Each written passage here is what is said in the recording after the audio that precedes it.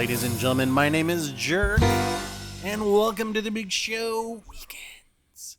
How is everyone doing? I hope your grind through ranked season 11 is as smooth as a Jell-O pudding pop. Mine wasn't too bad. 19 games, mostly solo in the Molotov, but when it was done, I had to sing. There's no place I can be since I found serenity. And you can take the sky from me. And speaking of Firefly-class ships, let's get our guest out here. Now, they've been in this game for a while, and have been ignored by me since their introduction. But sometimes all it takes is one small tweak, and suddenly they're all that. Please give a Big Show welcome to the Tier 6 Premium U.S. Navy Destroyer, and first-time guest of the Big Show, give it up for Benham. When did this ship come out? Was this back in October? Was this for Halloween? Did it murder its sister Judith and just go away for 15 years? It seems like this ship has just sat in my dry dock forever. Because back then I took it out a few times and not for me. It was a bit of an all-risk, no-reward ship. Short-range torps with poor concealment and not much bang for the buck. But that all changed once we got her new commander, Malcolm Reynolds, and his ragtag group of smugglers, Zoe and Wash. I mean, brand spanking new Burt Gleaves Old Bay seasoning, great on seafood, and the whole reason I became a CC, Jersey Von Jovi. Suddenly, our detection range went down, our torpedo range went up, and we had a lot more wiggle room for fun. And as most of you know, that is my primary driving motivation in this game. To have fun. Which is why you don't ever see me take out the because it's not fun. It's stupid simple. At least Wargaming learned from that mistake, and they will never offer another completely busted, broken, and OP ship like that ever again. Right? Pause for laughter. Alright, let's get to this game. We're on one of my favorites, North, and we spawned A-side, so I moved in to A-side. And while a Leningrad tried to come this way from the center, my perpetual comwheel scolding sent them scurrying back to B where they belong. Because you don't need to overload a side. Even if all their B spawns come over here, then you just stroll right through B and you have a flank on them. Their Fubuki stormed the cap, and in the blink of an eye found themselves sunk before even pulling their trigger one time, whether for guns or torpedoes. But at least they had the decency to drop smoke for me, so I'm unspotted, which allows for the Benham to perform its last starfighter move and spin around, spamming out torps in every direction. Of course, these torpedoes are fairly low yield, so I will need to connect a lot of them. But with the ability to put out 16 every 70-ish seconds, it does lend itself to trying to pull off some pretty impressive trick shots, like double strikes. And because there's so many, you can have a pretty decent success chance at doing that. Looking good here. Doink. And over here. Oh, there you go.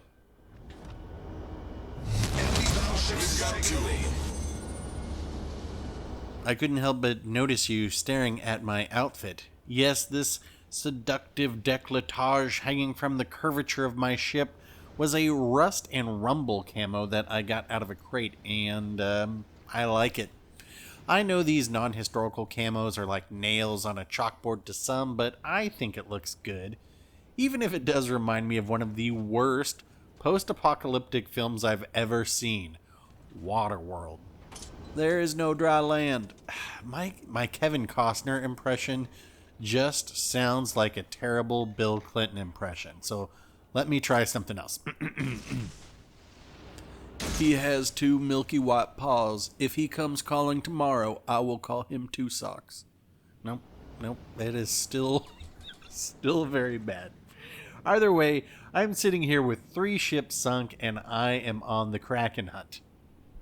Let's fill this waterway as tightly with torpedoes as my mailbox gets with junk mail when I don't leave the house for a week. And we'll drop smoke and start firing. Sorry, that just reminds me. Why were the bad guys in Waterworld called the Smokers? Just because they had lots of alcohol and cigarettes? They couldn't think of a better name? And the line Tom Petty says to the postman about being famous? Wait. I'm getting my bad Kevin Costner post-apocalyptic films confused. So we're going to go ahead and try and get this Helena. Now, here's what I'm always saying about getting Krakens with division mates. I personally find it much easier solo. Because things like that have a way of happening sometimes. But that's okay. There are still 4 ships on the red team, and I just need 2. I'm in the fastest ship, I've got full health, and by looking at the map, things are very doable. There are 3 red ships on the east, so I have to figure they'll sink the blue battleship over there, and I can clean up the scraps. Or I could get this Jervis, which would make things much easier. Come on. Get the Jervis and it will be much easier. Well, I also have 16 torps that have YOLO written all over them. I missed out on the Helena. I missed out on the Jervis, so I'm looking at the Nagato and one of the cruisers, probably the York. I've got my speed boost activated, and as you can see, I'm in a race with my team. And they're like a pack of hungry street dogs, but I go, Speed Racer, go.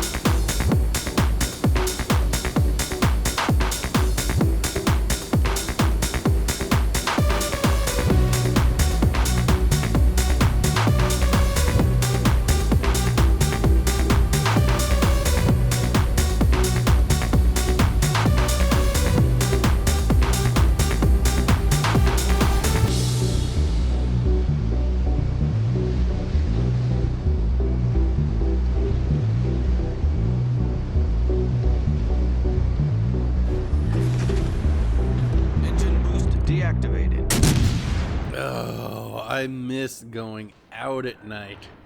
Soon, please, soon.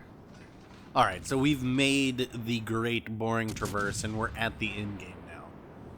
I can see that York is definitely my target, and I have plenty of HP left so I can get away with some real stupid human tricks. I'm heading to the left side of this island and I'm going to get the AP loaded.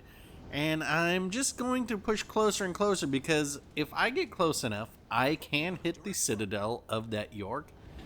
And as I get closer and closer, that has the added benefit of me getting up to the other red ships for my YOLO torps. So here comes that York. I'm going to take some shots, but I'm going to see shots from my teammates coming in too. But I think I get this right there. Alright, lose my torpedoes and my guns. Foolishly repair. And here I'm going to get my engine knocked.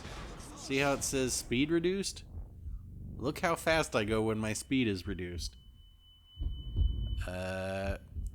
30 knots somehow. I don't know. That seems kind of weird. Anyway, my div mate does me a solid here and is going to drop smokes so I can use that to get close enough to the Nagato. But the Galley Sonier, oh, they put their hydro on. So this is a problem because I'm going to get wrecked now. If I'm being honest, I was pretty sure I was done for at this point, so I just dropped my torps and turn into the island in hopes that they can't hit me. And I'm going to back up and try and use the hull of my division mate to block any incoming shots. Does it work? Probably not. But Superman swoops in and saves my life. The Synop blaps that galley Senier. And now I've got just enough engine speed, even though my engine's knocked again, and I'm right back up to 30 knots somehow. I don't know. There they are spotted, and I will get this second wall of skill out. And this one's going to cost me, and, you know, I'm okay with that. It was a good enough trade. I think this is where I go down right here. But from that range, unless somebody yoinks it, I should have this one. Yeah, I do. Kraken 209 in the Benham. Alright, scoreboard! 2,514 XP for a run-of-the-mill good game, and honestly, I've had some real bangers in this ship with Albert Gleaves at the helm now. Some upper 3,000 XP games. I'm also running Gleaves on the Sims now too with the short-range torps, and that has really made that destroyer more fun for me as well. Is it worth buying now? Nope. And that's going to do it for this one. If you are running Gleaves on some USN destroyers for new playstyles, hit like. If you think it's pointless because why would you play anything but the ship that won't be named, hit dislike. Questions, comments, your favorite Kevin Costner quotes, leave them down below. And to never miss the opportunity to hear the worst impressions, hit subscribe. Thanks for watching, everybody. I'll get back out there for another one soon, and we will talk then.